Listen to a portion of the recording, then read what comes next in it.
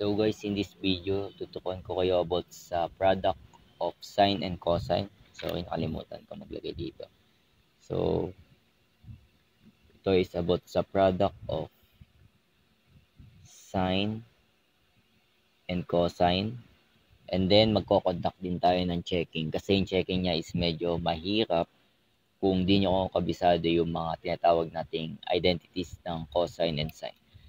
So dapat sige, simulan natin dito sa product of sine and cosine. Maglalagay na lang ako ng PDF file dyan sa description. So makikita nyo yung ganito. Kapag nakakita kayo ng integration ng sine, cos, tapos magkaiba sila ng parameter, ibig sabihin, katulad nito sa sample natin na gagawin natin mamaya, makikita mo na meron tayong magkaibang parameter or magkaiba yung base nila. Example, meron tayong sine 4x, tapos yung cosine niya is 2x. Parang ganun, magkaiba. Ibig sabihin, kapag nakakita ka ng integration ng sine, cosine na may different parameters, mag-result to sa 1/2. Then integration ng sine, add mo yung dalawang parameter, plus sine, and then minus mo yung u, yung first parameter sa second parameter, then dx. Then sa cosine naman, integration ng cos, different parameters, mag-result to sa 1/2 cosine u plus b, or yung add mo yung dalawang parameter, then add mo yan sa cosine, then yung difference ng dalawang parameter. So dapat kabisado nyo ito guys. Nasa PDF file naman yan. So, ayan, kapag medyo familiar na kayo o kabisado, mas lalo nyo siyang maiintindihan kapag gagamitan natin ng example. Okay, proceed tayo sa number 1. Number 1, meron tayong integration ng sine 2x and cosine 4x. Di ba magkaiba sila ng parameter? Tapos nag-result ito or makikita natin meron tayong sin cos. Ibig sabihin, gagamitin natin sa product of sine and cosine is yung pinakauna. Tama ba? Kasi sin cos yan, no? With different parameters o magkaiba ng parameters sila, may 2x saka 4x. So, ibig sabihin, sulat lang natin dito yung equals niya. So, meron tayong 1/2 integration ng sine. Then, add natin yung dalawang parameter. Tama ba? Kasi ito, sine cos ito yun eh. So, meron tayong 1/2 sine, then meron tayong 2x plus 4x. And then, add natin yan sa sine 2x minus 4x dx. Kasi, ayun yan, andito. Kinapi ko lang. Sinubstitute ko lang ha. Kumbaga, ang tandaan nyo lagi, ang sine and cosine dito, pag with different parameters, gawin yung u, yung una, tapos yung pangalawa, gawin yung b. And dapat di sila magkakabaliktad guys ha. Sa sine and cosine lang yun. Bawal magkabaliktad yung parameter. Alam niyo kung bakit? Kasi nga, nakaano na siya tawag dito, nakapix na siya. Meron kang sine with 2x parameter, then meron tayong cosine with 4x parameter. So, ibig sabihin, bawal mo yung pagbaliktarin. Bawal siya maging 4x minus 2x kasi magiging v minus v yan.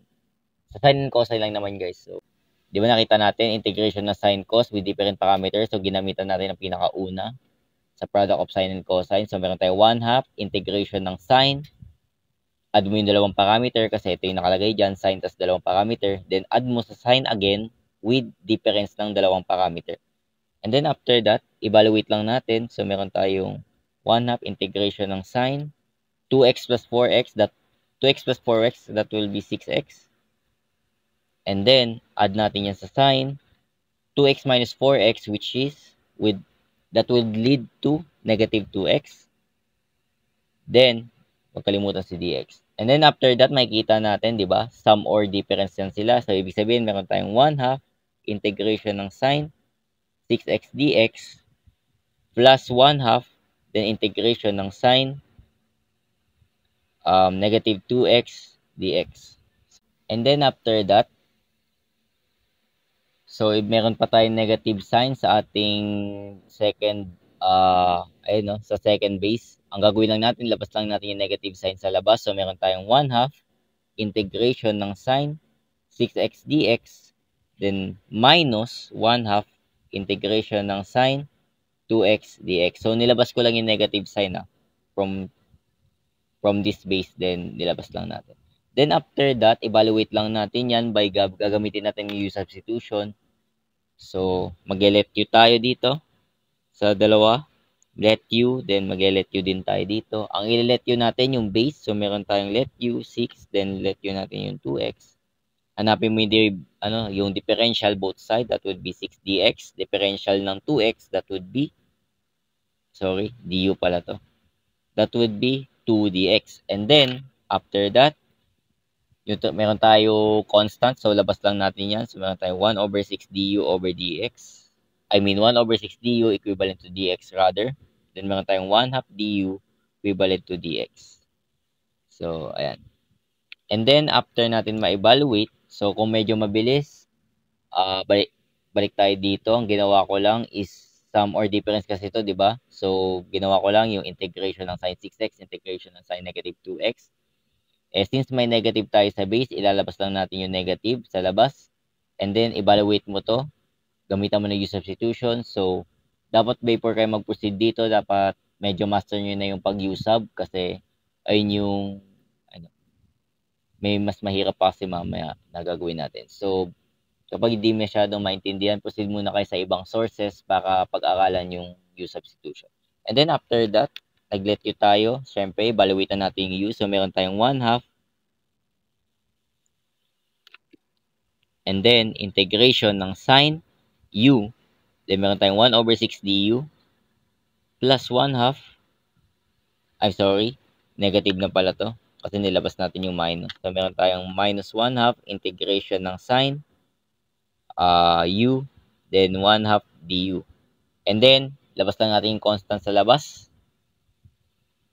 So, paano na ilalabas yan? So, lalabas lang natin. So, meron tayo 1 over 12 integration ng sin u du minus 1 over 4 integration ng sin u du. So, medyo in-skip ko na dito guys kasi medyo basic na siya sa integration. Kasi ginawa ko, nilabas ko lang yung constant from this du. So, multiply ko na agad. So, 6 times 2, 12. Dito naman, 2 times 2, 4.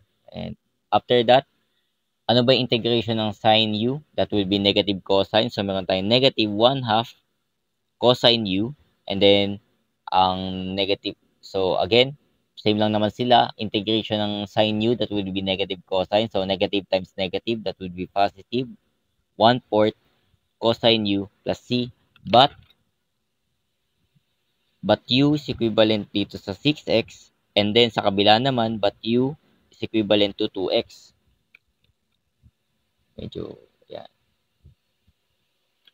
So, ibalik lang natin yung value ng u. That would be negative 1 over 12 cosine 6x plus 1/4 cosine 2x plus c. So, ito na yung final answer natin. Paano naman yung checking? Ito. So, siguro kaya kayo nandito sa video na to kasi para sa checking kasi medyo mahirap siya. So, kaya ako naglagay dito kanina guys ng recall identities. Dapat kabisado niyo yan or familiar kayo dyan. Kasi gagamit tayo yan mamaya sa checking. So, dapat tandaan nyo kapag meron tayong cosine tapos meron tayong different parameters, mag-result yan dito sa nakalagay dyan. Kapag cosine minus, yan, sine, yung pinag-add natin yung dalawang parameter, pinag-minus, ganito siya mag-result. So, di ko na iisa-isahin yan, basta tignan nyo na lang at saka ilalagay ko na lang yan sa description or sa comment section yung about dito sa recall identities.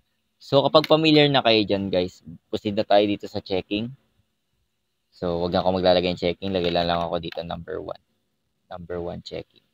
So, i-copy lang natin yung final answer natin dito kanina. Dapat ang point natin dito is kapag ginanapan natin yung differential nito, mag-result to sa sin 2x cosine 4x. Kasi nga, antiderivative lang na may integration. So, pwede natin siya maibalik sa dati. So, i-copy ko lang yung final answer sa baba. Meron tayong 1 over 16 ay negative 1 over 16 cosine 6x. Ay, sorry, 1 over 12 pala, rather. Gabi na kasi. Okay. Yan. So, meron tayong 1 over 12 cosine 6x. Add mo yan sa 1/4, then cosine 2x plus c. So, ayun. Ang gagawin lang natin, yung differential. Dapat, medyo kabisado nyo na rin mag-differential or mag-derivative kasi hindi ko na masyado explain step by step. Rush lang, rush. Or pahapyaw lang yung gagawin ko. So, again, yan. Kasi alam naman natin yung constant, ilalabas lang natin sa differential. So, hanapin lang natin yung differential ng cosine 6x. Then, add mo yan sa 1/4 differential ng cosine 2x. Yung plus c, wag na natin ilagay yan kasi alam naman natin ang differential ng constant that would be 0. So, di na natin yan kailangan ilagay. So, meron tayong negative 1/12. Then, ang differential ng cosine 6x, that would be negative sine 6x. Then, hanapin natin differential ng base. Then, plus 1/4. Then, ang differential ng cosine 2x, that will be negative sine 2x. Then, hanapin natin differential ng base, which is yung 2x. So, after that, pag-multiply na natin to. So, negative times negative, that will be positive. So, meron tayong 1/2 sine 6x. Then, ang differential ng 6x, that will be 6. Plus, or, sorry, kasi may negative to. Negative times positive, that will be negative 1/4. Then, sine 2x, copy lang. So, ang differential ng 2x, that will be 2. So, kapag hinanapan natin lahat ng differential, maglalagay tayo na dito sa dulo. And then, cancel natin yung constant. Tama ba? So, ang 6/12, that would be 1/2. Or yung 1/2 multiplied mo yan sa 6, that would be 1/2. Copy yung sine 6x. And then, minus ang 2/4, that would be 1/2 also. Noon tayo ditong sine 2x plus, dx pala yan. And then after that, i-factor out natin yung 1/2. So, meron tayong 1/2 sine 6x minus sine 2x dx. So, ayan. Pinactor out ko lang yung 1/2 ha. Nilabas ko lang kasi pag binag-distribute natin yan, magilid lang yan sa, yan. So, magilid lang yan sa 1/2 sine 6x plus negative 1/2 sine 2x dx. Same lang yan dito. Pinactor out ko lang yung 1/2. And then after that, ang gagawin natin is mag-iisip tayo ng number that mag-result yan sa 6x saka 2x. Dalawang number. Kailangan mo pa ba mag-isip ng dalawang number? Syempre, mag-proceed ka na dito. Ika-copy mo lang to. Again, yung point ng checking is para maibalik siya dun sa pinaka-final na sagot. So, kapag nakapunta na kayo sa puntong ganito, ang gagawin mo, kasi di mo yan maibabalik eh. Ang gagawin mo, paghihiwalayin mo yung pinaka-base niya. Itong 6x. Pag pinag-add mo yung dalawa is mag-result ng 6x. At kapag pinag-minus mo yung dalawa, mag-result sa 2x. Ano ba yung number na yon? Instead na mag-isip ka, tingin ka na lang dito sa ginawa mong integration. So, ika-copy lang natin yan. So, meron tayong 1/2. Then, sine. Itong 6x, maghihiwalay yan sa 2x plus 4x. Tama ba? Kasi pag pinag-add mo yung dalawa, magiging 6x, diba? And then, instead na minus, ipag-add lang natin sila. Kasi i-copy lang natin to. Sige, copy muna natin. Kasi meron tayong plus 2x minus 4x. Again, ang ginawa natin kapag nag-result tayo sa ganito, i-copy mo lang yung sagot mo dito. I-copy mo lang yan. Kasi pag-ihiwalayin natin yung pinaka-base niya. Yung sine 6x sa 2x. Ibig sabihin, mag-iisip ka ng number na mag-result to sa 6x tapos mag-result to sa 2x. And then, nakita natin na meron tayong 2x plus 4x plus sine 2x minus 4x. So, kinapit ko lang yan dito. Ayun lang. No need further explanation na yun doon. So, kaya natin ginawa yan kasi para magamit natin yung identities kanina na sinabi ko. Again, pinag-iwalay lang natin yung mga variable and then para mahanapan natin siya ng identities. Ano ba yung makikita nyo dito sa identities? So, tingin muna tayo dito sa pinakauna natin. Itong sine 2x plus 4x. Ibig sabihin, sine u plus b. Tama ba? Kasi may dalawa tayong parameter eh. So, dito sa recall natin, makikita natin dito, meron tayong sine u plus b. Tapos, mag-result daw yan sa sine cos or sine u cosine b plus cosine u sine b. So, ikakopy lang natin yan. So, meron tayo dito, i-usog ko lang ng konti kasi medyo mahaba to. Lagay tayo ng linya. Isog ko lang ng konti. So, meron tayong 1/2 and then, lagay tayo ng bracket. Gagamit tayo ng identity dito So, meron tayong ano yung nakalagay dito sa taas. So, meron tayong sine u. U daw. Ano ba u natin? 2x, di ba? Lagi naman nasa unahan yung 2x eh. And then, cosine b. which is yung 4x. Tapos i-add mo daw yan sa cosine u, cosine 2x, ito, kasi ito yung u natin. Tapos meron tayong sine b, 4x. So, kapag nalilito pa rin, ang ginawa ko lang, hinanapan ko siya ng identity. Ito yung sinulat natin kanina. Tapos ito yung nag-result. Tapos sinubstitute ko lang yung value ng u sa b. And then after that, same lang natin gagawin dito. So, wag natin kalimutan yung plus sign. And then, hanapin mo yung identity na to. So, ito yon yung identity nasa taas. Kasi sin u minus b. So, mag-result daw yan sa sin u tapos cosine b. And then, minus cosine u, ano yung u natin? 2x, then sin b. Tapos wag natin kalimutan yung dx. Sabi sa inyo, medyo mahaba eh. And then after that, tignan lang natin yung mga factors kasi magkakamukha lang yan. Hanapin mo kung sino i-cancel mo. So makikita natin, meron tayo ditong cosine 2x, sin 4x. Tapos sa dulo naman, meron tayo negative cosine 2x, 4x. Di ba magkaparehas lang silang dalawa? Itong dalawa. Magkaparehas lang. So, ibig sabihin, pwede natin siyang i-cancel out. So, ang matitira is, meron tayong 1/2, and then meron tayong sin 2x cosine 4x. Pinapi ko lang to. And then, ang natira pa is ito. So, meron tayong sin 2x cosine 4x. And then, wag kalimutan si dx sa dulo. After that, pag-add natin tong dalawa, kasi same lang naman sila na sin 2x cosine 4x, sin 2x cosine 4x. So, mag-result yan sa 1/2 2 sin 2x cosine 4x dx. And then, medyo malapit na. Meron tayong 1/2 sa dulo. Sa labas pala, rather. So, meron tayong, cancel natin yung 2 and that would be sin 2x cosine 4x dx. So, ito yung final answer natin. Diba? Bumalik lang siya sa dati.